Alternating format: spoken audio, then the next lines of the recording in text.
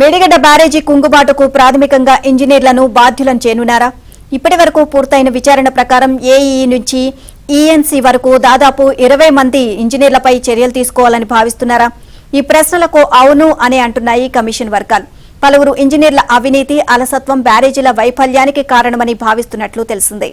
ఈ నేపథ్యంలోనే విచారణను తప్పుదోవ పట్టించిన, నేరపూరితంగా వ్యవహరించిన ఇంజనీర్లపై క్రమశిక్షణ చర్యలకు సిఫార్సు చేసే యోచనలో జస్టిస్ పీసీ ఘోష్ కమిషన్ ఉంది. అవినీతి నిరోధక చట్టం కింద వీరిపై క్రిమినల్ కేసుల నమోదుకు ప్రభుత్వానికి సిఫార్సు చేయాలని భావిస్తోంది.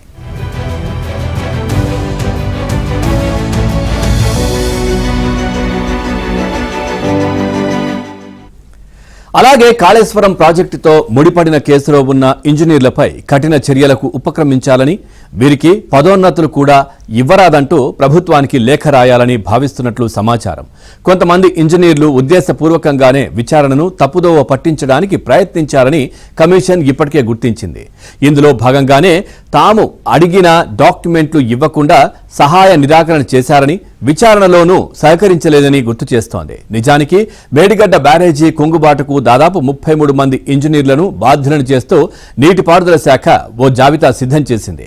బ్యారేజీ వైఫల్యానికి ఇంజనీర్లు కారణమంటూ విజిలెన్స్ అండ్ ఎన్ఫోర్స్మెంట్ కూడా ఇప్పటికే మధ్యంతర నివేదికను సమర్పించింది. పూర్తిస్థాయి నివేదిక అందించడానికి మరికొంత గడువు కావాలని కోరగా, పత్రాలన్నీ ఇస్తే వైఫల్యానికి కారణాలను తామే తేల్చుకుంటామని కమిషన్ స్పష్టం చేసినట్లు తెలిసింది.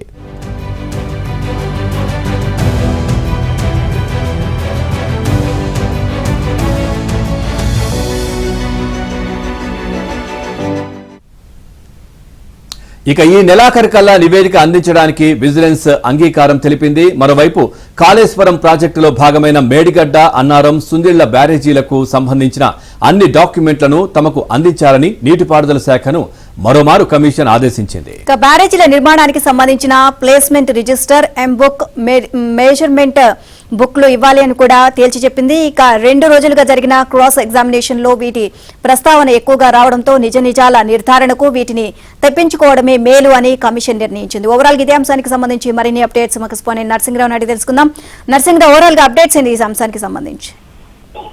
నీలిమ కాళేశ్వరం ప్రాజెక్టుపై నియమితమైనటువంటి చంద్రఘోష్ కమిషన్ స్పీడ్ పెంచింది. వీలైనంత త్వరగా ఈ విచారణ పూర్తి చేసి ప్రభుత్వానికి నివేదిక అందజేయాలనేటువంటి ఆలోచనతో ఉంది. అందులో భాగంగా ఇప్పటికే ఒక దఫా విచారణను పూర్తి చేసింది. అందులో భాగంగా కాళేశ్వరం ప్రాజెక్టుతో సంబంధం ఉన్నటువంటి అధికారులందరికీ కూడా, ఇటు గుత్తేదారులు, కాంట్రాక్టర్లు, ఇంజనీర్లు, చీఫ్ ఇంజనీర్లు, డిజైనర్లు, వీళ్ళందరితో కూడా ఇప్పటికే ఒక దఫా విచారణ పూర్తి చేసింది. వారు చెప్పవలసుకున్నటువంటి విషయాలు, వాళ్ళు తెలిసినటువంటి విషయాలన్నింటినీ కూడా అఫిడవిట్ రూపంలో ఇవ్వాలని కోరింది. వాళ్ళందరి దగ్గర నుంచి కూడా అఫిడవిట్ల రూపంలో తీసుకుంది. మళ్ళీ ఇప్పుడు బహిరంగ విచారణ చేపట్టింది. వారు ఇచ్చినటువంటి అఫిడవిట్లను ముందు పెట్టుకొని అధికారులని క్రాస్ ఎగ్జామ్ చేస్తా ఉంది. సో అందులో భాగంగా ఇప్పటికే 2 రోజుల బహిరంగ విచారణ పూర్తయింది. మళ్ళీ తిరిగి ఈ రోజు నుంచి కూడా ఈ బహిరంగ విచారణ కొనసాగబోతా ఉంది. సో అక్టోబర్ 2 వరకు కూడా ఈ బహిరంగ విచారణ జరుగుతా ఉంది. అయితే ఇప్పటి వరకు వచ్చినటువంటి వివరాల ఆధారంగా, సేకరించినటువంటి వివరాల ఆధారంగా ఒక నివేదికనైతే చంద్రఘోష్ కమిషన్ సిద్ధం చేస్తున్నట్టు తెలుస్తా ఉంది. అందులో దాదాపుగా ఇంజనీర్ల తప్పిదాలు, వాళ్ళు చేసినటువంటి అవినీతి, అలసత్వం కూడా ఉంది అనేటువంటి ఒక ప్రాథమిక నిర్ధారణకు వచ్చి అలాంటి అధికారుల జాబితాను సిద్ధం చేస్తా ఉంది.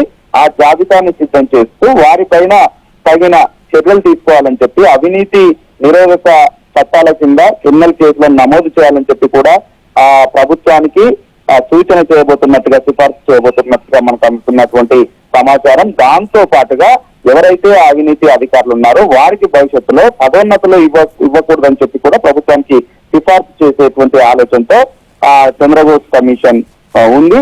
సో ఎప్పటికప్పుడు విచారణ చేస్తున్నటువంటి వచ్చినటువంటి వాటి ఆధారంగా నివేదికను కూడా, రిపోర్ట్ను కూడా సిద్ధం చేసుకుంటూ కమిషన్ ముందుకు వెళ్తా ఉంది.